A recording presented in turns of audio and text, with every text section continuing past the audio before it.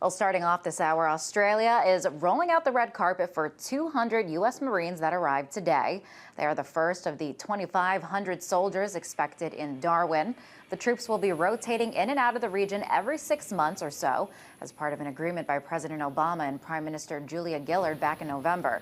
It's the latest move by the U.S. military to amp up its presence in the region and a major shift on the global geopolitical chessboard. The U.S., of course, has no issues with Australia. President Obama even went as far as to call the country one of America's closest allies. This does, however, demonstrate an ever-increasing American interest in the Pacific, but many are questioning the exact motives behind the move, and none are more critical than China. Dr. Pak Nung-Wan explains why China is concerned about the developments. I think the situation now has already caught the attention of the Chinese Communist Party in the past 3 months. As far as I have observed some signs of discussion and debate within the Chinese government. The Chinese government has started to gain some consensus, a perception that the U.S. and China relations is being positioned in a zero-sum game. Now, in this regard, it will have some very important implications of the change of Chinese foreign policy after Mr. Xi Jinping is going to step up as the president of China. Now, what would it be?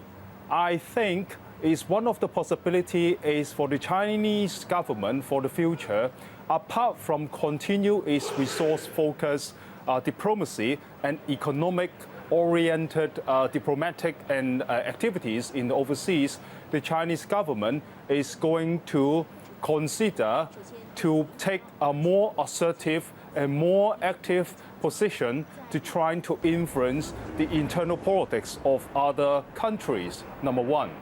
Number two, I think it's also for the Chinese government to consider to increase and to consider to increase its military presence in order to protect the kind of national interest that it has overseas. So as you heard, China is certainly concerned over today's developments, and this comes as China itself looks to increase its presence in various parts of the Middle East. Currently, the country has its sights set on Pakistan. China already has a port in Gwadar that was built back in 2005. Last year, Pakistan asked China to build a naval base there and maintain a regular presence at the port. Now, China has denied the possibility of a naval base there, but this statement hasn't subdued fears from the U.S. and India, and the strategic importance of this port cannot be underestimated.